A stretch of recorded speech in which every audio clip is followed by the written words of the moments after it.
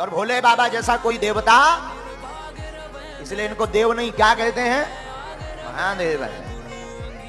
अच्छा, भोले बाबा महादेव क्यों, समझो। भोले बाबा महादेव इसलिए हैं क्योंकि संसार में जितने भी उपद्रवी हैं सब इनके चेला। रावण किसका चेला, भोले बाबा का। भूत प्रीत किसके साथी, भोले बाबा के। बिच्छू सांप की के अंग में जहर को पिया। अब बताओ, ऐसा कौन देवता देखो तुमने। समुद्र मंथन की कथा हमने पढ़ी है कि जब समुद्र मंथन हुआ और जब विष निकला जहर, महादेव ने विष लिया और पीने की कला देखना। ला कहा, मुंह खोला, विष को पूरा मुख में डाला। माँ कहा, मुंह को बंद कर लिया।